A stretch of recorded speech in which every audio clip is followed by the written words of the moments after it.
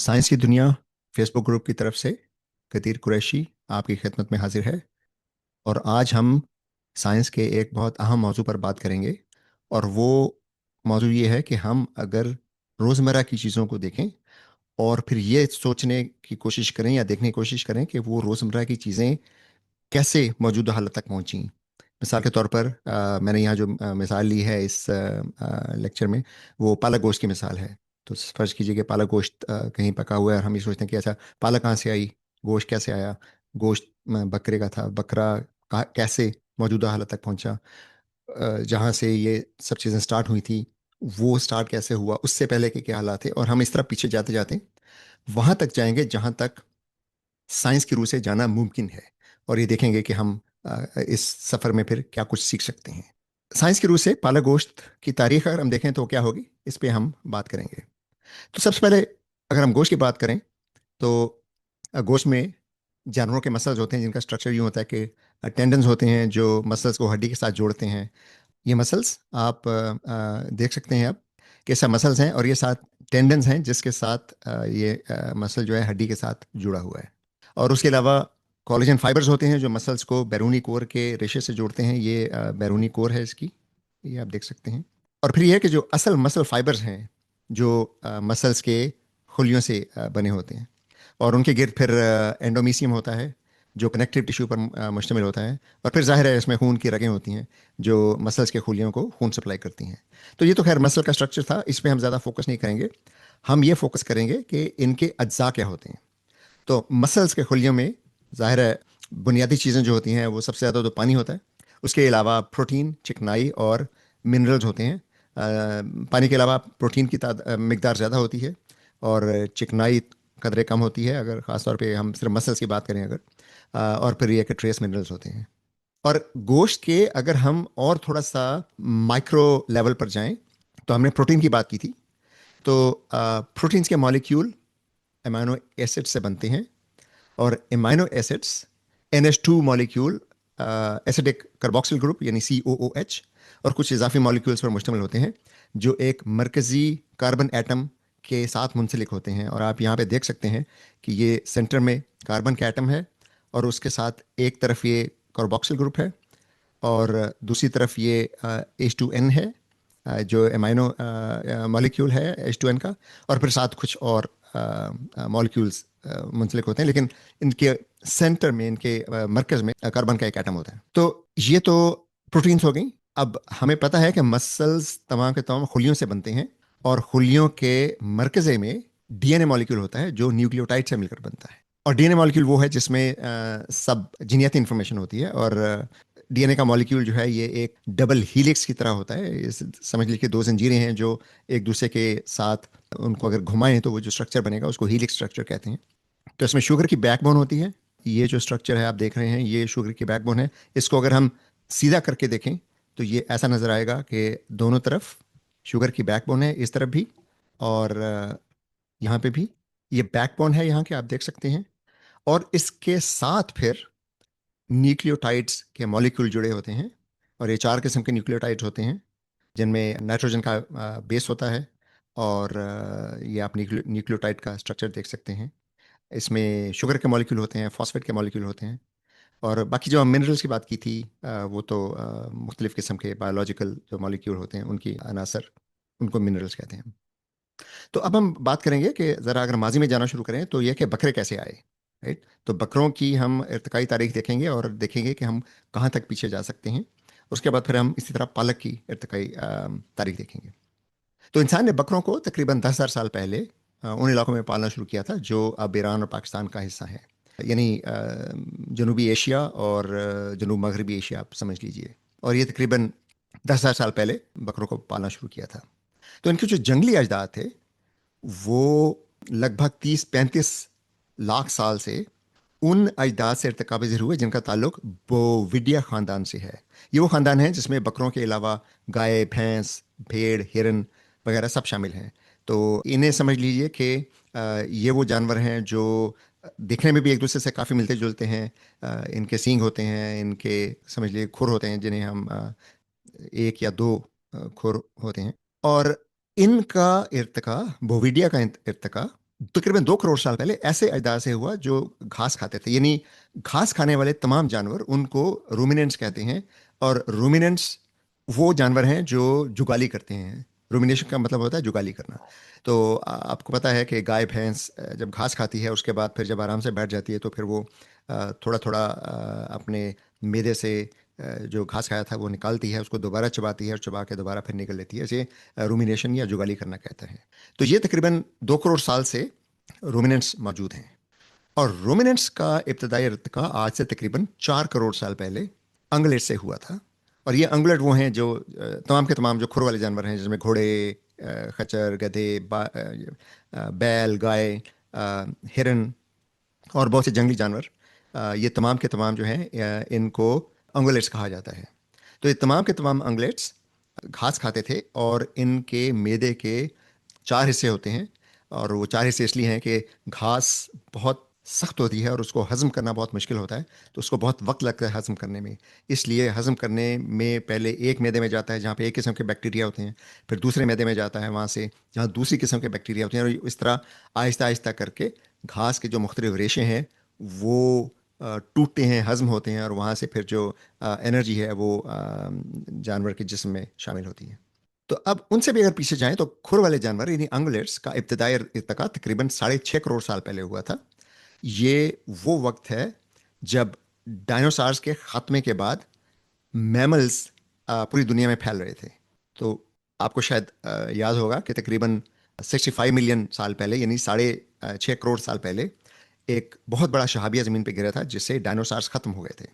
तो डायनासोर से पहले मैमल्स मौजूद थे, लेकिन वो बहुत छोटे छोटे थे और वो ज़्यादातर रात को बाहर निकलते थे अपनी बिलों से। दिन को वो छुपे रहते थे, क्योंकि मैमल्स उस वक्त बहुत नीचे थे इस हायरार्की में।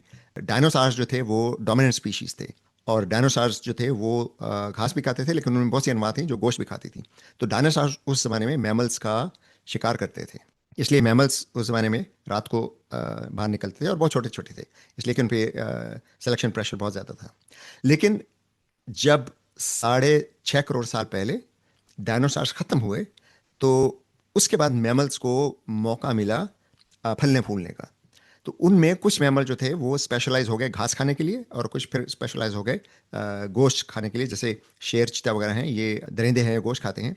लेकिन गाय, भैंस, बकरी वगैरह, इनके जो अजदाद थे जिनको अंगलेट्स कहते हैं, वो घास खाने के लिए स्पेशलाइज हो गए। तो गोया बकरे के जो अजदाद थे घास खाने वाले, जो अंगलेट थे, उनका इर्तिका इब्तदाई मैमल से हुआ था। अब मैमल्स, जैसे मैंने पहले अर्ज किया था, कि वो डायनासोर से पहले भी मौजूद थे। और मैमल्स का इब्तदाई इर्तिका तकरीबन 23 करोड़ साल पहले रेप्टाइल से हुआ था। रेप्टाइल्स वो हैं जो अपने जिस्म का दर्जा हरारत कांस्टेंट नहीं रख पाते।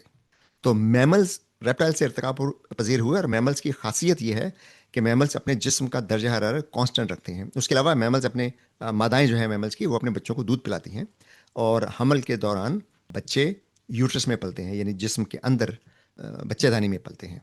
इसके बरक्स रेप्टाइल्स जो आज भी मौजूद हैं, लेकिन आज जो रेप्टाइल्स हैं वो उनके इर्तिकाई शक्ल हैं। लेकिन आज से लगभग 36 करोड़ साल पहले रेप्टाइल्स का इब्तदाई इर्तिका हुआ था एम्फीबियन से। रेप्टाइल्स मुकम्मल तौर पर खुश्की पर रहते हैं और खुश्की पर अंडे देते हैं। एम्फीबियंस वो हैं जो पानी और खुश्की दोनों में रह सकते हैं। और ये कि एम्फीबियंस आज भी मौजूद हैं, लेकिन 36 करोड़ साल पहले रेप्टाइल्स नहीं थे, सिर्फ एम्फीबियंस ही थे, राइट। एम्फीबियंस से फिर रेप्टाइल्स का इर्तिका हुआ था। तो एम्फीबियंस वो हैं जो खुश्की और पानी दोनों में रह सकते हैं, लेकिन इनके लिए ये ज़रूरी है कि अंडे ये पानी में दें। तो जैसे आप मेंढक देख लीजिए, मेंढक जो है खुश्की पर भी रह लेता है, पानी में भी रह लेता है, लेकिन वो अंडे देने के लिए उसको ज़रूरी है कि वहाँ पे पानी मौजूद हो। एम्फीबियंस का इर्तिका आज से तकरीबन 50 करोड़ साल पहले हुआ, जब मछली नुमा जानवर उथले पानियों से खुश्की पर आए। तो एम्फीबियंस मछलियों की इर्तिकाई शक्ल हैं। आज से लगभग 50 करोड़ साल पहले मछलियां पानी और समुंदर और दरिया दोनों में मौजूद थी, यानी नदी नालों में, समुंदरों में और दरियाओं में, जहाँ पे भी पानी था वहाँ पे मछलियां मौजूद थीं।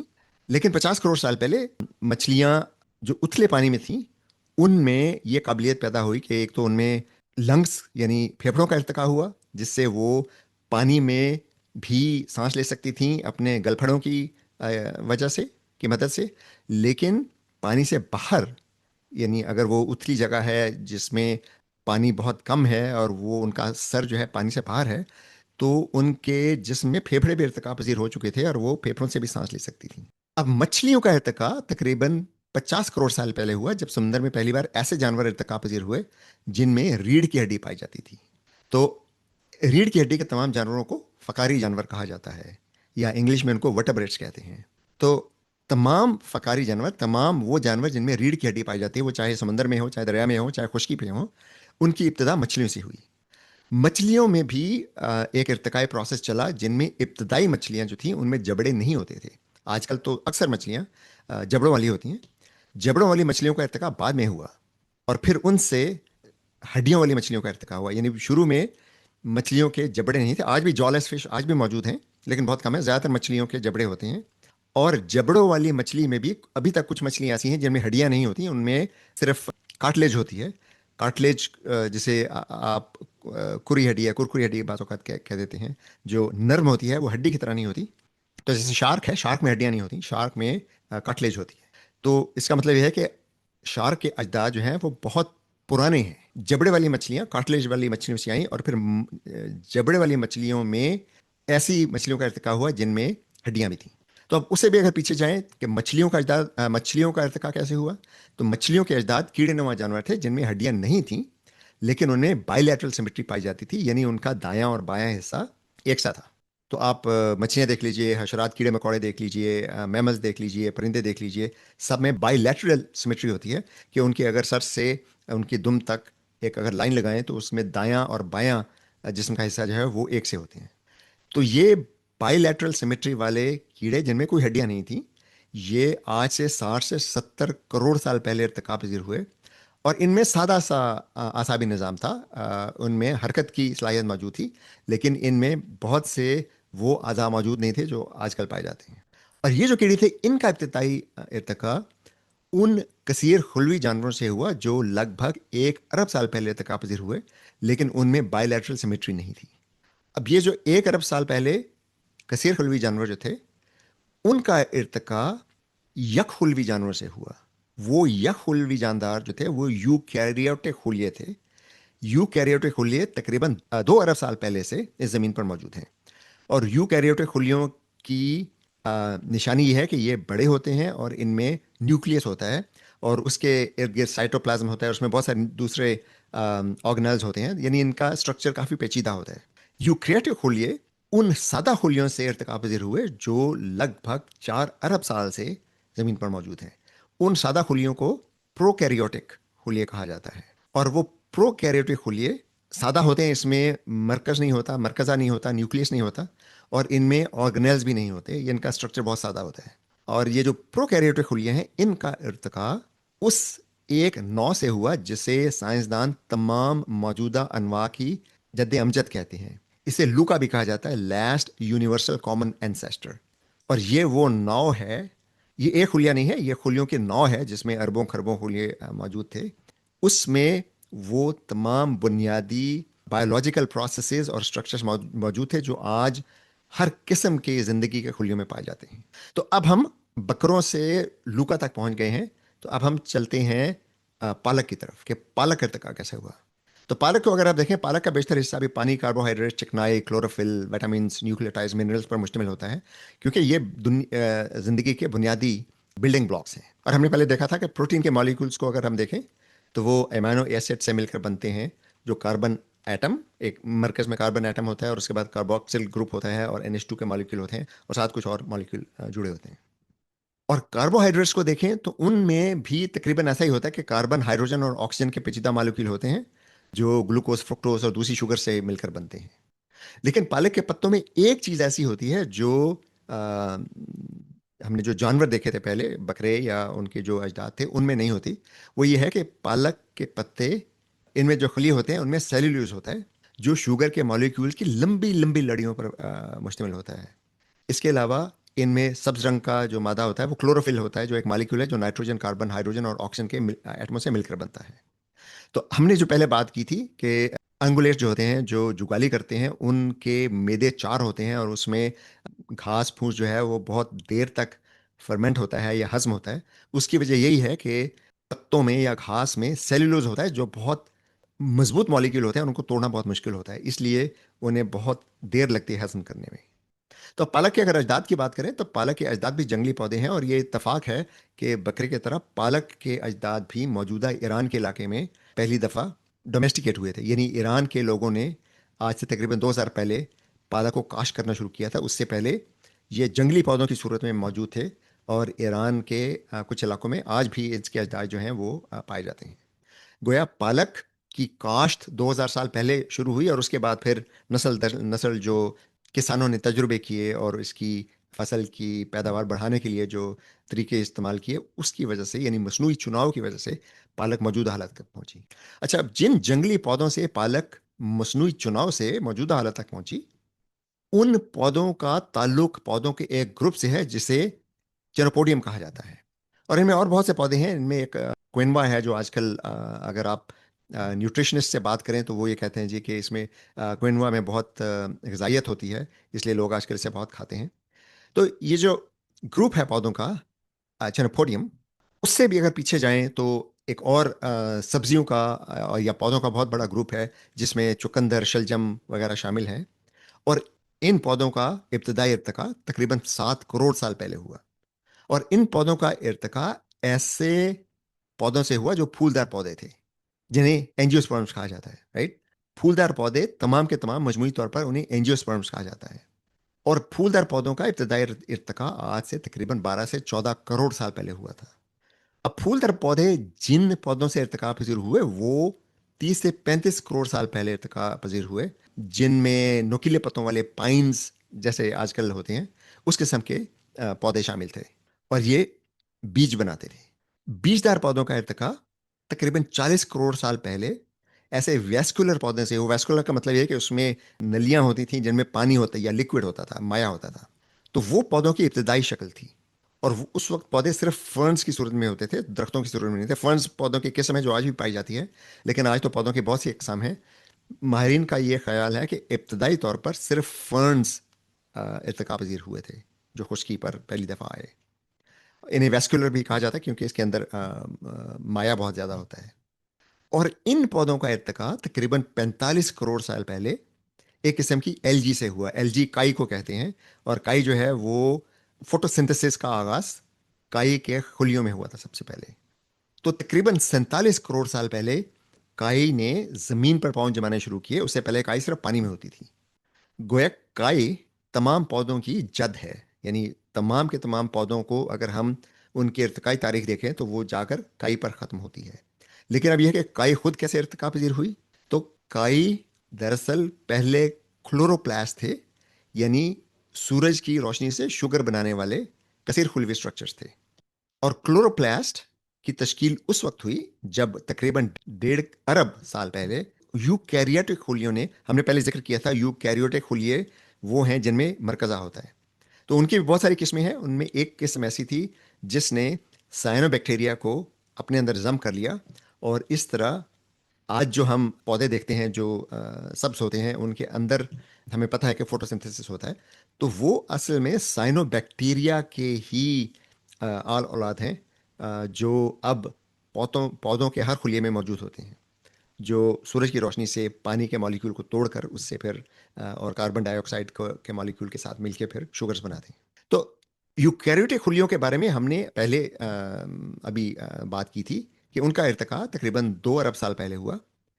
और साइनोबैक्टीरिया, जो कि सबसे पहले जिन्होंने कार्बन डाइऑक्साइड और पानी के इस्तेमाल से शुगर्स बनाने शुरू की और उसके लिए सूरज के फोटॉन्स की एनर्जी इस्तेमाल करते थे, साइनोबैक्टीरिया का इर्तिका तकरीबन 3 अरब साल पहले हुआ। तो ये सब कुछ समुद्र में था, समुद्र की सतह पे बिल्कुल, क्योंकि समुद्र के ज़्यादा नीचे तो रोशनी नहीं जाती, लेकिन समुद्र की सतह पर 1 2 3 मीटर 4 मीटर तक सूरज की रोशनी काफ़ी मौजूद होती है।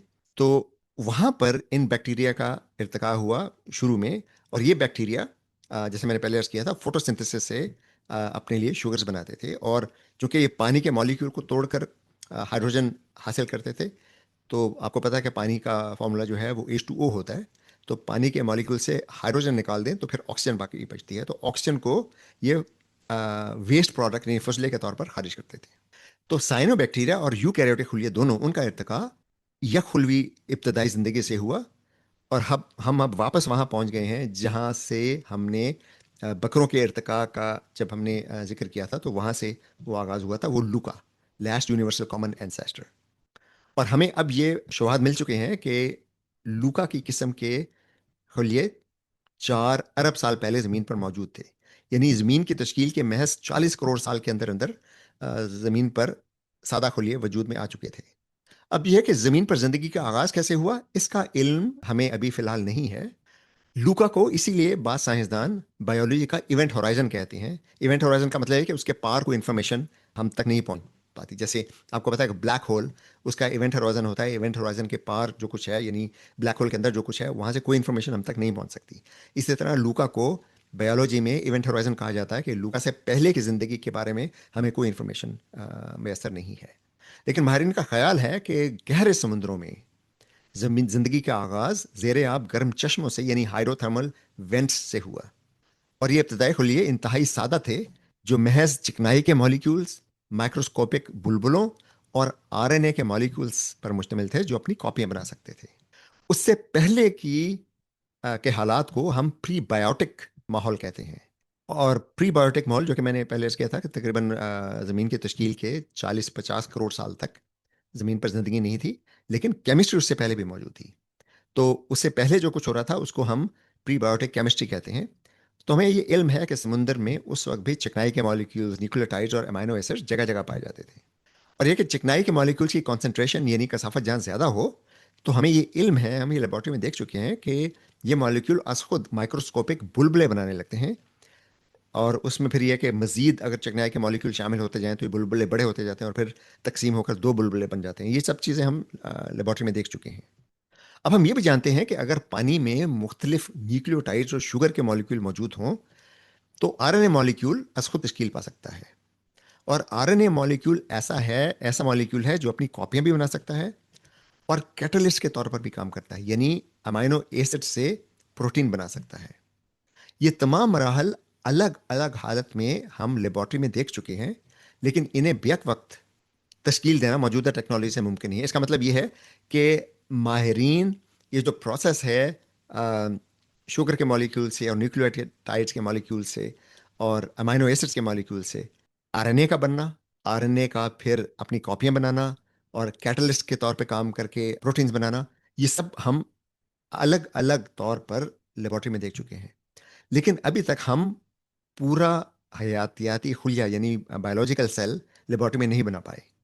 अलबत्ता हम ये जानते हैं कि अगर पानी में चिकनाई के मॉलिक्यूल बकसरत मौजूद हों, तो वो आज खुद माइक्रोस्कोपिक बुलबुले बनाने लगते हैं, जिनकी खसूसियात खुलियों की दीवारों की तरह होती हैं।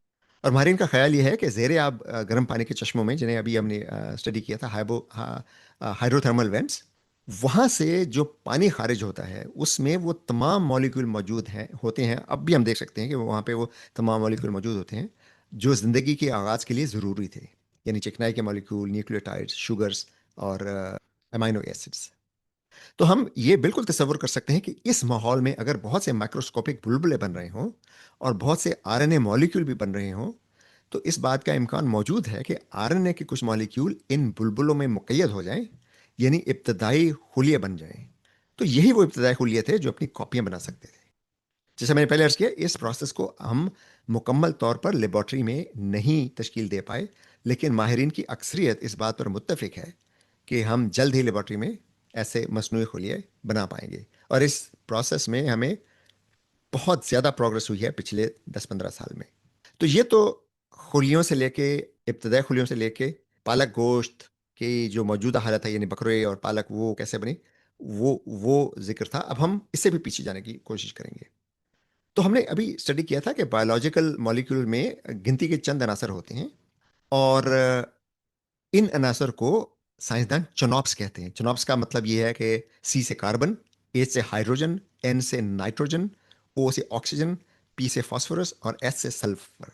तो ये 6 मॉलिक्यूल, 6 अनासर से मिलकर जिंदगी बनती है। आप किसी भी खुलिये में देखें, आप अगर उनमें अनासर को तलाश करें तो आपको यही 6 अनासर मिलेगी। कुछ ट्रेस एलिमेंट्स और भी होते हैं, लेकिन ज़्यादातर जिंदगी जो है इन्हीं 6 अनासर पर मुश्तमिल होती है।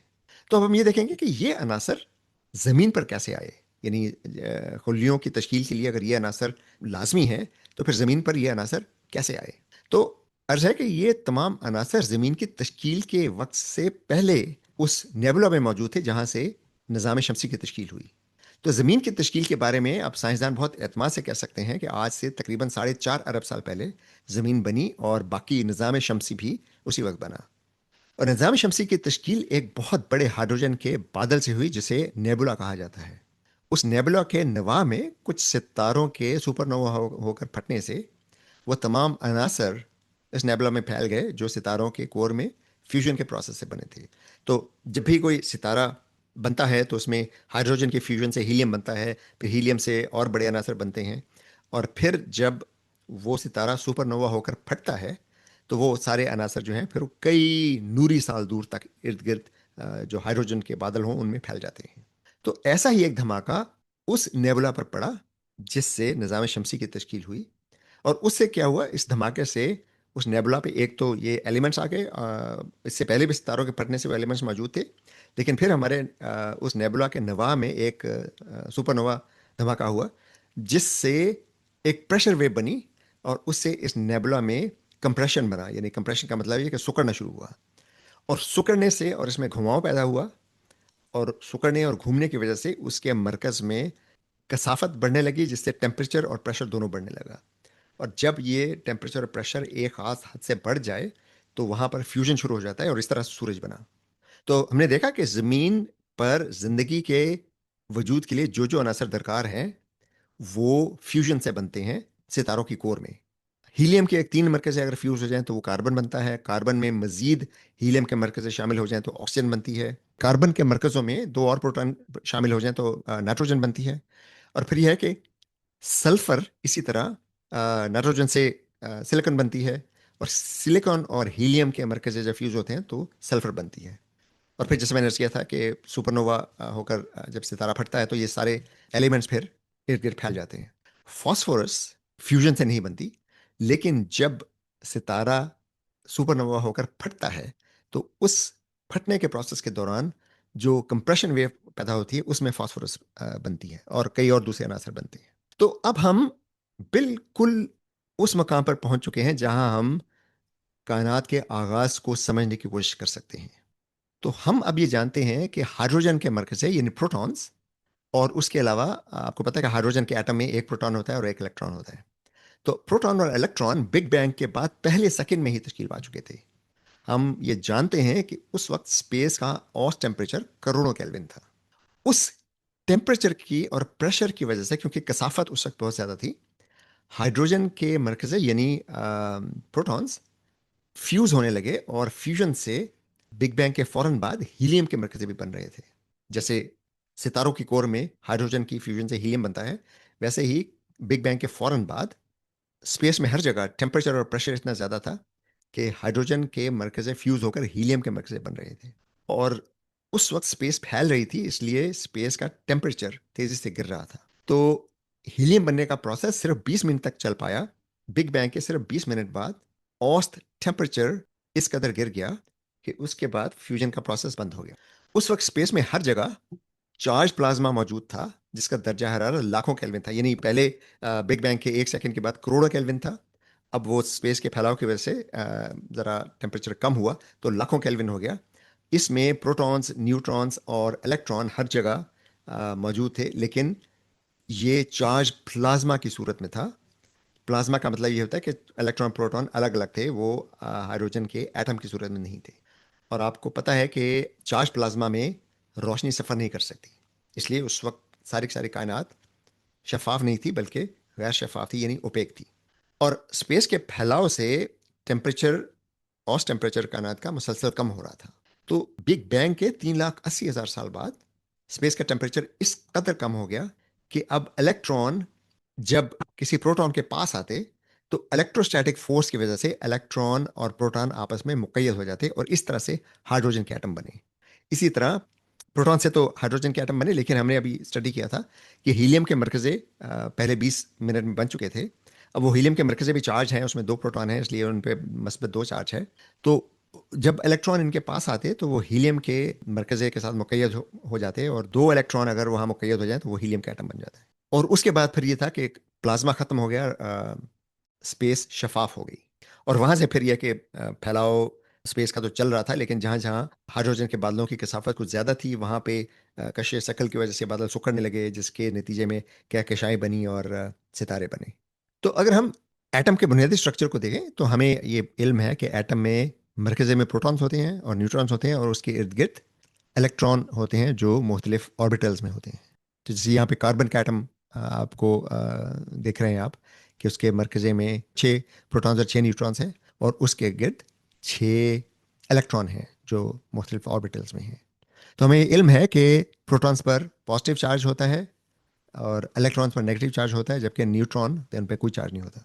अब शायद ये अब जहन में आपके आएगा कि प्रोटॉन पर अगर पॉजिटिव चार्ज होता है तो फिर वो मरकज़े में इकट्ठा कैसे रह लेते हैं। तो उसकी वजह ये है कि कायनात की एक बुनियादी फोर्स है जिसे स्ट्रॉन्ग न्यूक्लियर फोर्स कहते हैं, और स्ट्रॉन्ग न्यूक्लियर फोर्स प्रोटॉन्स और न्यूट्रॉन्स पर अमल करती है, और उस फोर्स की वजह से इलेक्ट्रोस्टैटिक रिपल्शन के बावजूद प्रोटॉन्स और न्यूट्रॉन्स मरकज़े में इकट्ठा रहते हैं।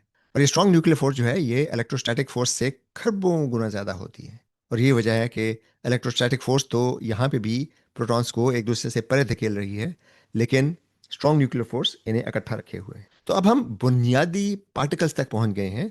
कायनात में जो बुनियादी पार्टिकल्स हैं वो प्रोटॉन्स और न्यूट्रॉन्स उनमें शामिल नहीं है, क्योंकि अब हम जानते हैं कि प्रोटॉन्स और न्यूट्रॉन्स क्वार्क्स से मिलकर बने हैं। इसलिए बुनियादी पार्टिकल जो है वो इलेक्ट्रॉन और क्वार्क्स हैं। प्रोटॉन्स और न्यूट्रॉन को आमतौर पर हैड्रॉन कहा जाता है, क्योंकि हैड्रॉन वो पार्टिकल्स हैं जो सिर्फ मरकज़े एटम के मरकज़े में पाए जाते हैं। तो इलेक्ट्रॉन और क्वार्क्स बिग बैंग के पहले फेम्टो सेकेंड में, और बल्कि उसके भी खरबों खरबों हिस्से में तश्कील पा चुके थे। लेकिन यही था कि उस वक्त स्पेस का टेम्परेचर इस कदर ज़्यादा था कि स्ट्रॉन्ग न्यूक्लियर फोर्स भी क्वार्क्स को इकट्ठा नहीं कर पाती थी। उस वक्त स्पेस तेज़ी से फैल रही थी और उसका दर्जा हरारत भी गिर रहा था। चुनाचे 1 सेकंड के अंदर अंदर स्पेस का दर्जा हरारत इतना गिर गया कि अब क्वार्क्स जब एक दूसरे के पास आते तो स्ट्रॉन्ग न्यूक्लियर फोर्स की वजह से वो मुक़य्यद हो जाते और इस तरह से प्रोटॉन और न्यूट्रॉन तश्कील पाए।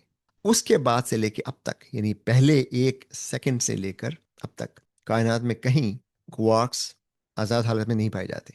बिग बैंग के बाद पहला जो एक माइक्रो सेकंड नैनो सेकंड था, उसमें टेम्परेचर इतना ज़्यादा था कि स्ट्रॉन्ग न्यूक्लियर फोर्स भी क्वार्क्स को इकट्ठा नहीं रख सकती थी। इसलिए उस वक्त क्वार्क्स और ग्लूऑन्स और इलेक्ट्रॉन्स, ये एक नया प्लाज्मा की एक और किस्म है, वो उसको क्वार्क ग्लूऑन प्लाज्मा कहते हैं, उस सूरत में मौजूद थे। यानी बिग बैंग के फौरन बाद पहले 1 नैनो सेकेंड, पिको सेकेंड और उसके भी हजारवें लाखवें करोड़वें हिस्से में स्पेस में हर जगह क्वार्क ग्लूऑन प्लाज्मा मौजूद था। लेकिन फिर जैसे स्पेस फैली और उसका दर्जा हरारत कम हुआ तो ग्लूऑन्स क्वार्क्स को मुक़य्यद करने में कामयाब हो गए, और इस तरह से प्रोटॉन्स और न्यूट्रॉन्स बने। तो क्वार्क्स और ग्लूऑन्स की फिजिक्स को हम क्वांटम क्रोमोडायनामिक्स कहते हैं। ये सब जो चीज़ें मैंने अभी आपसे जिक्र किया, इसकी वजाहत अब हम क्वांटम फील्ड थ्योरी से करते हैं। क्वांटम फील्ड थ्योरी जो है वो क्वांटम फिजिक्स की मुख्तलिफ शाखाओं, जिसमें क्वांटम क्रोमोडायनामिक्स और क्वांटम इलेक्ट्रोडायनामिक्स, यानी जो मस्बत और मनफी चार्ज की आपस में कशिश की वजह से जो तामलात होते हैं उनको, और उसके अलावा स्पेशल थ्योरी और रिलेटिविटी को यकजा करती है। और इसे साइंस की तारीख की कामयाब तरीन थ्योरी कहा जाता है। इस थ्योरी की बुनियाद यह है कि हर बुनियादी पार्टिकल से मुंसलिक एक क्वांटम फील्ड होता है जो कायनात में हर जगह पाया जाता है, और बुनियादी ज़र्रात इन क्वांटम फील्ड्स में एनर्जी की मौजूदगी की वजह से पैदा होते हैं। यानी इन फील्ड्स में अगर एनर्जी की वजह से कोई इर्ताश हो या कोई डिस्टर्बेंस हो तो उसको हम पार्टिकल कहते हैं। अच्छा, ये पार्टिकल जो है ये क्वांटम फिजिक्स की रूह से कभी स्टैटिक नहीं होते। इनमें हमेशा थोड़ी बहुत तब्दीली होती रहती है। जैसे आप यहाँ पे एक सिमुलेशन देख रहे हैं जिसमें ये क्वांटम फील्ड्स तब्दील हो रहे हैं हर वक्त। इन्हें रैंडम क्वांटम फ्लक्चुएशंस कहा जाता है। कायनात के आगाज़ के एक प्लांक इंटरवल के बाद से लेकर, प्लांक इंटरवल मतलब समझ लीजिए कि टाइम का छोटे से छोटा मुमकिना हिस्सा जो है उसको प्लांक इंटरवल कहते हैं। तो कायनात के आगाज़ से एक प्लांक इंटरवल से लेकर आज तक की तमाम फिजिक्स क्वांटम फील्ड थ्योरी की मदद से स्टडी की जाती है। अब बिग बैंग का आगाज़ जो है बिल्कुल उसे हम इन्फ्लेशन कहते हैं। इस वक्त अगर हम देखें काबिल मुशाहिदा कायनात का कुतर तकरीबन 93 अरब नूरी साल है, लेकिन काबिल मुशाहिदा कायनात हैरत अंगेज तौर पर आइसोट्रॉपिक है, यानी बड़े पैमाने पर बिल्कुल एक सी है। जैसे मिसाल के तौर पर अगर आप यहाँ हैं, किसी जगह कायनात में हैं, और आप अपनी दाएं तरफ देखें 46 अरब नूरी साल, और फिर बाईं तरफ देखें 46 अरब नूरी साल, तो आपको एक ही किस्म की हालात मिलते हैं। बिग बैंग के बाद कायनात में हर जगह जो चीज़ें हैं उनमें एक चीज़ हमने जिक्र की थी, कॉस्मिक बैकग्राउंड रेडिएशंस। तो कॉस्मिक बैकग्राउंड रेडिएशंस अगर हम अपनी दाईं तरफ देखें या बाईं तरफ देखें या ऊपर देखें या नीचे देखें या सामने देखें या पीछे देखें, हर तरफ से कॉस्मिक बैकग्राउंड रेडिएशन का टेम्परेचर और उनकी तमाम खसूसियात बिल्कुल एक सी हैं। और ये इसी सूरत में मुमकिन है अगर माजी में ये मकामात कभी एक दूसरे के इस कदर करीब थे कि वो एक दूसरे से इंफॉर्मेशन एक्सचेंज कर पाते थे। चनाचे इस हकीकत का लाजमी नतीजा ये निकलता है कि माजी में ये मकामात रोशनी की रफ्तार से ज़्यादा रफ्तार से एक दूसरे से दूर जा रहे थे। इस मफरूज़े को इन्फ्लेशन कहते हैं कि बिग बैंग के फ़ौरन बाद स्पेस एक्सपोनेंशियली फैल रही थी। तो अब हम पालक गोश्त से शुरू होकर माजी की तरफ सफ़र करते करते बिग बैंग तक पहुंचे हैं। बिग बैंग जो है वो, हाँ, मौजूदा कायनात का आगाज़ है। हमारे मॉडल सिर्फ ये बताते हैं कि कायनात के आगाज के वक्त स्पेस इंतहाई तेजी से फैल रही थी और उसमें कसीफ एनर्जी मौजूद थी। ये एनर्जी क्या थी इसका इल्म हमें नहीं है। ये एनर्जी क्यों थी इसका इल्म हमें नहीं है। स्पेस क्यों फैल रही थी इसका इल्म हमें नहीं है। साइंस में बिग बैंग से पहले का कोई तस्वर मौजूद नहीं है। कायनात के जो मॉडल बनाए गए हैं, रियाजती मॉडल जो बनाए गए हैं, वो नजरिया इजाफत की बुनियाद पर बनाए गए हैं, यानी जनरल थ्योरी ऑफ रिलेटिविटी की बुनियाद पर बनाए गए हैं। और ये मॉडल बिग बैंग के एन वक्त पर फेल हो जाते हैं, यानी डिवाइड बाय जीरो का एरर देते हैं। इस किस्म के एरर को सिंगुलैरिटी कहा जाता है। चनांचे ये तस्वर दुरुस्त नहीं है कि सिंगुलैरिटी का मतलब ये है कि तमाम कायनात एक नुक्ते पर थी। क्वांटम फिजिक्स की बुनियाद पर बनाए गए तमाम मॉडल्स सिर्फ ये कहते हैं कि कायनात के आगाज के वक्त इन्फ्लेशन मौजूद था, यानी स्पेस इंतहाई तेजी से फैल रही थी। इन्फ्लेशन से पहले क्या था इसकी इंफॉर्मेशन इन्फ्लेशन की वजह से ज़ाया हो चुकी है।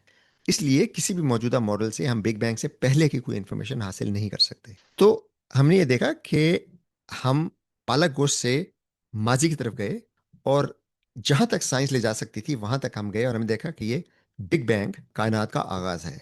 और कायनात के आगाज से लेकर अब तक जितनी भी कायनात में चीजें हैं उन सब की वजाहत साइंस के असूलों से की जा सकती है। तो हमने अभी तक ये देखा था कि हम अगर आज से माजी की तरफ जाएं तो हम कहाँ तक जा सकते हैं। तो हम बिग बैंग तक पहुंचे।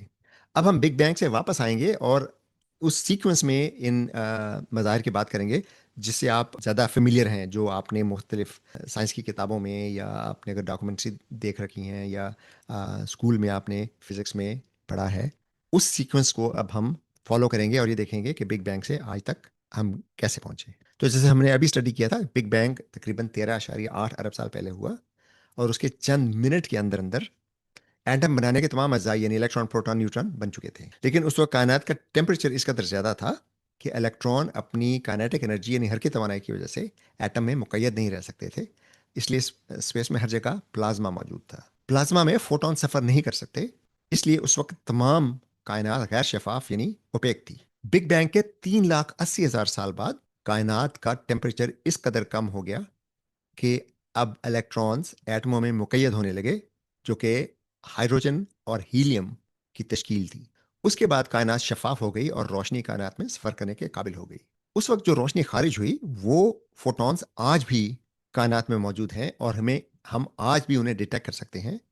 उन फोटॉन्स को हम कॉस्मिक बैकग्राउंड रेडिएशन कहते हैं। और ये जो आप ग्राफिक देख रहे हैं दाईं तरफ, ये कॉस्मिक बैकग्राउंड रेडिएशन की मदद से बनाया गया है, जिसमें कायनात के मुख्तलिफ हिस्सों में कॉस्मिक बैकग्राउंड रेडिएशन के टेम्परेचर में फ़र्क दिखाया गया है।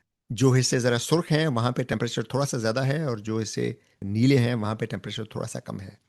ये टेम्परेचर का फ़र्क बहुत ज़्यादा नहीं है, एक सेंटीग्रेड का हज़ारवें हिस्से का फ़र्क है, लेकिन ये फ़र्क मौजूद था। ये अब हम कॉस्मिक बैकग्राउंड रेडिएशन से इसकी पैमाइश कर चुके हैं।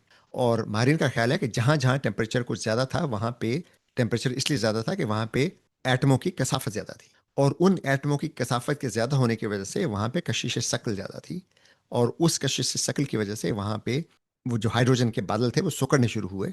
और उसके बाद तकरीबन 1 अरब साल इस ये सिकुड़ने के प्रोसेस के बाद जगह जगह, जैसे मैंने पहले अर्ज किया था कि जब कोई गैस सिकुड़ती है और उसमें थोड़ा सा घुमाव पैदा हो जाता है तो उसके अंदर कोर में टेम्परेचर और प्रेशर बढ़ने लगता है, जिससे फ्यूजन का प्रोसेस शुरू होता है। तो इस तरह से जगह जगह सितारे रोशन हुए। ये वो सितारे थे जिनमें फिर हाइड्रोजन से हीलियम, हीलियम से नाइट्रोजन, फिर ऑक्सीजन, कार्बन और उसके बाद फिर चनॉप्स के सारे अनासर बने सवाए फास्फोरस के। और फिर जब ये सितारे चूंकि बहुत बड़े थे और वो अपना ईंधन बहुत जल्दी ख़त्म कर कर लेते थे। इसलिए बहुत जल्द सुपरनोवा चंद लाख से चंद करोड़ साल में सुपरनोवा होकर फट जाते थे, और उनकी वजह से फिर अन्नासर जगह जगह फैल गए। और हाइड्रोजन के ऐसे ही एक बादल के नुमा में किसी सितारे के सुपरनोवा होकर फटने से हमारा निज़ाम शमसी तश्कील पाया, और उस सुपरनोवा के कंप्रेशन वेव से इस बादल में घुमाव भी पैदा हुआ और बादल सिकुड़ने भी लगा, और इस तरह से वो सिकुड़ते सिकुड़ते वो सूरज बना, जो फिर रोशन हुआ कोर में प्रेशर और टेम्परेचर की वजह से। और उसके रोशन होने से फिर सूरज के आसपास के इलाके से जो थोड़ी बहुत गैस थी वो वहाँ से ख़त्म हो गई, क्योंकि जब सूरज रोशन हुआ और वहाँ से फोटॉन्स और चार्ज पार्टिकल्स निकलने लगे, तो वो उन गैस के मॉलिक्यूल्स को भी उठा कर ले गए। सूरज के साथ ही उस नेबुला का जो 99% से ज़्यादा मास था वो अब सूरज में है, लेकिन जो थोड़ा बहुत मास बाकी बच गया उनसे फिर ज़मीन और मुश्तरी और ज़ोहर और मार्स, इन तमाम सैयारों की तश्कील हुई। लेकिन जो अहम बात यह है कि चनॉप्स के तमाम अनासर ज़मीन की तश्कील के वक्त से ही ज़मीन पर मौजूद है। और अब हम ये जानते हैं कि ज़िंदगी के लिए जो दरकार मॉलिक्यूल हैं, यानी न्यूक्लियोटाइड्स, लिपिड्स और अमाइनो एसिड्स, वो भी ज़मीन पर आगाज़ के वक्त से मौजूद थे। वो हम इसलिए कह सकते हैं कि अब हम शहाबियों और दूसरे सैयारचों पर ये देख चुके हैं कि वहाँ पर ये न्यूक्लियोटाइड्स और लिपिड्स और अमाइनो एसिड्स ये सब मौजूद है। हमें ये इल्म नहीं है कि ज़मीन पर ज़िंदगी का आगाज़ कब हुआ, लेकिन हमें ये इल्म है कि तकरीबन 4 अरब साल पहले ज़मीन पर यह खुलवी ज़िंदगी मौजूद थी। ये शुरू के खुलिये बहुत सादा थे, लेकिन और इनमें न्यूक्लियस भी नहीं था, सिर्फ एक लिपिड का एक होल था, एक बुलबुला था जिसमें आरएनए के मॉलिक्यूल थे जो अपनी कॉपियां बना सकते थे। लेकिन हमें पता है कि आरएनए के मॉलिक्यूल में जब कॉपी बनती है तो उसमें गलतियां भी होती हैं। यानी आरएनए के मॉलिक्यूल का स्ट्रक्चर थोड़ा सा और उनमें जो न्यूक्लियोटाइड्स की जो सीक्वेंस है वो कुछ तब्दील होती थी, जिससे फिर जो प्रोटीन बनती थी वो तब्दील हो जाती थी। तो इस तरह से इर्तिका का प्रोसेस शुरू हुआ कि मुख्तलिफ खुलियों में प्रोटीन्स का स्ट्रक्चर मुख्तलिफ होने लगा, और उससे कुछ खुलियों में ग़िज़ा हासिल करने की काबिलियत बेहतर हो गई, कुछ में कमतर हो गई। और जो बेहतर खुलिये थे, यानी जो बेहतर ग़िज़ा हासिल करने के काबिल थे, वो अपनी कॉपियाँ ज़्यादा तेज़ी से बना पाते थे। फिर तकरीबन 3.4 अरब साल पहले खुलियों की एक ब्रांच में, यही अभी सादा खुलिये हैं, फोटोसिंथेसिस का इर्तिका हुआ, जिससे एक तो वो खुलिये अपने लिए शुगर्स बनाने में कामयाब हो गए, इसलिए वो बहुत कामयाब रहे क्योंकि अब उनको शुगर्स आसानी से दस्तयाब होने लगी। और दूसरे ये था कि सूरज की रोशनी से ये खुलिये पानी के मॉलिक्यूल को तोड़ते थे, वहाँ से हाइड्रोजन लेते थे और फिर कार्बन डाइऑक्साइड लेते थे, और हाइड्रोजन और कार्बन डाइऑक्साइड को मिलाकर ही शुगर बनाते थे। तो पानी के मॉलिक्यूल को तोड़कर उससे हाइड्रोजन निकाल दें तो बाकी ऑक्सीजन बचती है। तो वो ऑक्सीजन फिर ये वेस्ट प्रोडक्ट के तौर पर छोड़ते थे, जो फिर फिजा में शामिल होने लगी, उससे ऑक्सीजन की मिकदार बढ़ने लगी। आज से तकरीबन 1.8 अरब साल पहले यूकैरियोटिक खुलिये इर्तिका पजीर हुए, जिसमें न्यूक्लियस भी था, और ये माहौल से एनर्जी हासिल करने के काबिल थे, यानी एटीपी के मॉलिक्यूल बना सकते थे। और साइंसदानों का ख्याल है, अभी ये तजुर्बे से तो साबित नहीं हुआ, लेकिन डीएनए की स्टडी से ये लगता है, और साइंसदानों को बहुत एतमाद है इस पर, कि यूकैरियोटिक खुलिये किसी दूसरे प्रोकैरियोटिक खुलिये को अपने अंदर जम करने की वजह से बने। यानी शुरू में तमाम के तमाम खुलिये जो थे प्रोकैरियोटिक खुलिये थे, लेकिन किसी एक पर, और उस वक्त खुलियों का एक दूसरे को खाने का प्रोसेस का आगाज हो गया था, यानी एक कंपटीशन और एक जो प्रिडेशन जिसे कहते हैं, कि कुछ खुलिये दूसरे खुलियों को खाकर फिर उनको हजम करके उनके न्यूट्रिएंट्स हासिल करते थे। तो किसी प्रोकैरियोटिक खुलिये ने किसी दूसरे प्रोकैरियोटिक खुलिये को खाने के लिए उसे अपने अंदर जम किया, लेकिन किसी वजह से जिसका इल्म हमें नहीं है, वो जम होने वाला प्रोकैरियोटिक खुलिया उसके अंदर जिंदा रहा, बल्कि अपनी कॉपियां भी बनाता रहा। तो उससे ये यूकैरियोटिक खुलिये इर्तिका पजीर हुए, जिसमें मरकज़ा होता है और मुख्तलिफ ऑर्गेनेल्स होते हैं। और ये ऑर्गेनेल्स दरअसल किसी ज़माने में अलग आज़ाद प्रोकैरियोटिक खुलिये थे, जो अब यूकैरियोटिक खुलियों के ऑर्गेनेल्स के तौर पर जिंदा है। तो यूकैरियोटिक खुलियों में बहुत से ऑर्गेनेल्स होते हैं, जिसमें राइबोसोम होता है, जिसमें प्रोटीन बनती है। उसके अलावा उसमें माइटोकॉन्ड्रिया होता है, जिसमें ऑक्सीजन के इस्तेमाल से एनर्जी बनती है। एनर्जी एटीपी के मॉलिक्यूल को कहते हैं, क्योंकि एटीपी का मॉलिक्यूल ज़िंदगी में कहीं भी जहाँ एनर्जी की ज़रूरत हो वहाँ एटीपी का मॉलिक्यूल इस्तेमाल होता है। फिर इन यखुलवी जानवरों से में आगे इर्तिका की वजह से उनमें तब्दीलियाँ हुई, और कुछ खुलिये ऐसे बने कि वो अब एक दूसरे से मिलकर रहने के काबिल हो गए। इस तरह से कसीर खुलवी ज़िंदगी का इर्तिका हुआ। और फिर एक दफ़ा कसीर खुलवी ज़िंदगी का इर्तिका हुआ तो फिर इन कसीर खुलवी अजसाम में खुलिये स्पेशलाइज होने लगे, जिससे जैसे मुख्तलिफ अज़ा बनने लगे। जैसे अगर आप इंसान के जिस्म में देखें तो मैदे के खुलिये मुख्तलिफ होते हैं, दिमाग में जो न्यूरॉन्स हैं मुख्तलिफ होते हैं, दिल के खुलिये मुख्तलिफ होते हैं। ये सब स्पेशलाइजेशन है। तो इसी तरह पौधे भी इसी तरह बने कि खुलियों ने साइनोबैक्टीरिया को अपने अंदर जम कर लिया, जो फोटोसिंथेसिस से शुगर बनाते थे, और यूं इब्तदाई पौधे इर्तिका पजीर हुए। उसके बाद तकरीबन उससे पहले ये खलील जो थे ये फिशन से, यानी अपनी कॉपियाँ बनाते थे, जिनमें दोनों कॉपियों में पूरे का पूरा डीएनए होता था। लेकिन आज से तकरीबन 1.2 अरब साल पहले मियोसिस के प्रोसेस का इर्तिका हुआ, यानी जिनसी खुलिये बनने शुरू हुए, जिनमें डीएनए जब तकसीम होता है तो आधे क्रोमोसोम्स एक खुलिये में चले जाते हैं, आधे दूसरे में चले जाते हैं। तो उससे फिर क्या हुआ कि ये खुलिये जब अलग अलग होते थे, तो अब एक खुलिया अपनी कॉपी नहीं बना रहा, बल्कि एक खुलिया की आधी कापी और दूसरे खुलिये की आधी कापी मिलकर एक नया खुलिया बनाते थे, जिसे अब हम जिनसी तौलीद कहते हैं या सेक्सुअल रिप्रोडक्शन कहते हैं। सेक्सुअल रिप्रोडक्शन में यही होता है कि आधा जीनियाती मटेरियल एक फर्ज से आता है और आधा जो है वो दूसरे से आता है, और फिर उनको मिलकर अगली नस्ल पैदा होती है। इससे अनवा में बहुत ज़्यादा तनव्वु पैदा होने लगा, जो कि इर्तिकाई प्रोसेस के लिए बहुत ज़रूरी है। आज से 75 करोड़ साल पहले कसीर खुलवी ज़िंदगी का आगाज़ हुआ, जिनमें स्पेशलाइजेशन शुरू हो गई थी पौधों खुलियों की।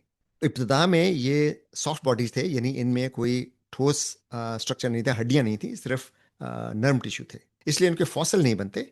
लेकिन अब इनकी ऐसी बाक़ात मिल गई हैं जिनमें इनकी शबी मौजूद है। जैसे अगर कोई सॉफ्ट बॉडी कहीं पे है और वहाँ आके मट्टी गिर गई, उसके ऊपर बहुत सारी कोई चट्टान गिर गई, जैसे तोदा कहीं गिर जाता है लैंडस्लाइड की वजह से, तो उसमें दबकर वो इस सॉफ्ट बॉडी जिस्म की शबी बन गई। तो इस किस्म की शबीहात हमें मिल चुकी हैं। तो जदीद टेक्नोलॉजी से अब हम न सिर्फ ये शबीहात देख सकते हैं, बल्कि इनमें प्रोटीन्स और दूसरे बायोलॉजिकल मॉलिक्यूल को भी डिटेक्ट कर सकते हैं। इसलिए हमें बहुत एतमाद से हम कह सकते हैं कि 75 करोड़ साल पहले मल्टी सेलुलर लाइफ मौजूद थी। तकरीबन 58 करोड़ साल पहले कैम्ब्रियन एक्सप्लोजन हुआ, जिसमें चंद मिलियन सालों में ही बहुत से पेचीदा अनवा इर्तिका पजीर हुई। उस वक्त तक ये सब जानवर अभी समुद्र में रहते थे। समुद्रों में ही 48 करोड़ साल पहले रीढ़ की हड्डी वाले जानवर यानी वर्टेब्रेट्स का इर्तिका हुआ, जिन्हें उर्दू में हम फकारी जानवर कहते हैं। वो अभी कीड़े मकोड़ों की शक्ल में थे, यानी उनमें कोई वाज़ेह स्ट्रक्चर नहीं था, लेकिन उनमें बैकबोन मौजूद थी। तकरीबन 48 करोड़ साल पहले ये रीढ़ की हड्डी वाले जानवर बने, और उनसे फिर 37 करोड़ साल पहले मछली नुमा जानवर खुश्की पर मुंतकिल हुए। यानी 48 करोड़ साल पहले फकारी जानवरों का इर्तिका हुआ जिनमें रीढ़ की हड्डी थी, और फिर उनमें स्पीशिएशन के प्रोसेस से बहुत सी मुख्तलिफ अनवा बनती चली गई, जिन्हें हम मछलियाँ कहते हैं। जैसे मैंने पहले अर्ज़ किया था कि शुरू में मछलियों के जबड़े भी नहीं होते थे, जॉलेस फिश होती थी, वो आज भी मौजूद हैं उनकी कुछ अनवा। फिर मछलियों के जबड़े इर्तिका पजीर हुए और मछलियाँ एक दूसरे को खाने लगीं, और इस तरह से मछलियों की बहुत सारी अनवा बनी। और फिर उनमें कुछ ऐसी मछलियाँ इर्तिका पजीर हुई जिनमें हड्डियाँ मौजूद थीं, बोनी फिश उन्हें कहते हैं। फिर उन हड्डी वाली जो मछलियाँ थीं, उनमें से कुछ अनवा जो उथले पानी में रहती थी, दरियाओं में या नदियों में, उनमें ये काबिलियत इर्तिका पजीर हुई कि वो खुश्की पर भी चल फिर सकते थे, यानी उनमें फेफड़े थे और वो सांस ले सकते थे। फिर ये जानवर जो थे आहिस्ता आहिस्ता मुस्तकिल तौर पर खुश्की पर रहने लगे। शुरू में ये एम्फीबियंस थे, लेकिन उसके बाद एम्फीबियंस का मतलब है कि वो पानी और खुश्की दोनों में रहते थे, लेकिन अंडे पानी में देते थे। फिर रेप्टाइल्स का इर्तिका हुआ, जो खुश्की पर अंडे भी दे सकते थे। उसके बाद यह है कि जानवर खुश्की पर मुस्तकिल तौर पर रहने के काबिल हो गए, और उनमें से रेप्टाइल में से तकरीबन 22 करोड़ साल पहले डायनासॉर्स का इर्तिका हुआ। फिर डायनासॉर्स और रेप्टाइल्स में से ही 9 करोड़ साल पहले मैमल्स का इर्तिका हुआ। फिर वो इवेंट हुआ जिसे हम वो 6.5 करोड़ साल पहले या 65 मिलियन साल पहले एक शाहबिया टकराया, जिससे डायनासॉर्स मदूम हो गए और मैमल्स डोमिनेंट स्पीशीज बन गए। और फिर उसके बाद हमने देखा कि उसके बाद डोमिनेंट स्पीशीज मैमल बने, तो उनमें भी स्पीशिएशन हुई, और फिर अंगलेट्स बन गए, और फिर वहाँ से वो जानवर बन गए जो जुगाली करते हैं। फिर वहाँ से फिर उन जानवरों की किस्में बनी जो गाय भैंस के ख़ानदान से ताल्लुक़ रखते हैं, और उन्हीं से फिर वो बकरे इर्तिका पजीर हुए, जिन्हें ईरान में 20-25 हज़ार साल पहले डोमेस्टिकेट किया गया। तो इसी तरह पालक की भी तारीख है, हम वो पालक की तारीख देख चुके हैं, हम दोबारा वहाँ नहीं जाएंगे। लेकिन मकसद इस सारे प्रेजेंटेशन का ये था कि ज़िंदगी के लिए जो तमाम अनासर दरकार हैं, जिन्हें चुनाप्स कहते हैं, carbon, hydrogen, nitrogen, oxygen, phosphorus और सल्फर, वो तमाम के तमाम ज़िंदगी ज़मीन की तश्कील के वक्त मौजूद थे। और हाइड्रोजन के अलावा ये तमाम के तमाम अनासर सितारों में या सितारों के सुपरनोवा होकर फटने से तश्कील पाते हैं। और सितारे ज़्यादातर हाइड्रोजन और हीलियम पर मुश्तमिल होते हैं, जो बिग बैंग के वक्त से अब तक कायनात में मौजूद हैं। कायनात में एटम पहली दफ़ा बिग बैंग के 3,80,000 साल बाद बने, लेकिन इलेक्ट्रॉन, प्रोटॉन और न्यूट्रॉन बिग बैंग के चंद मिनट के बाद ही वजूद में आ चुके थे। और फिर उनसे तकरीबन आज से 4.5 अरब साल पहले निज़ाम शमसी और ज़मीन की तश्कील हुई। और उसके बाद फिर ज़मीन पर ज़िंदगी का आगाज़ हुआ। वहाँ से फिर जानवर इर्तिका करते करते पालक और बकरी की शक्ल में आए। तो इस सारी प्रेजेंटेशन का मकसद सिर्फ ये था कि आपको ये बताया जाए कि हम किसी भी मज़र को लें और उसको माजी में देखना शुरू करें, तो हम वहाँ से बिग बैंग तक जा सकते हैं। यानी साइंस ने हमें इतनी इन्फॉर्मेशन दे दी है कि हम वो तमाम रिलेशनशिप देख सकते हैं, जिससे हम ये देखते हैं कि मौजूदा चीज़ें कैसे वजूद में आई, वो जिन चीज़ों से बने थे वो कैसे वजूद में है, और ये सिलसिला जो है बिग बैंग तक चलता है। तो कोई भी चीज़ अचानक खुद ब खुद वजूद में नहीं आ गई। सब चीज़ों के वजूद के पीछे एक प्रोसेस है, और वो प्रोसेस हमें बिग बैंग तक लेके जाता है। बिग बैंग से पहले क्या था, इसका इल्म हमें नहीं है। तो उम्मीद है इस प्रेजेंटेशन से आपको इस समझने में मदद मिलेगी कि साइंस के तमाम शोबे एक दूसरे के साथ कैसे मुंसलिक हैं, और हम कैसे बायोलॉजी से केमिस्ट्री, केमिस्ट्री से फिजिक्स, फिजिक्स से क्वांटम फिजिक्स, और उसके बाद हम बिग बैंग तक पहुंचते हैं। तो इजाज़त दीजिए। शुक्रिया।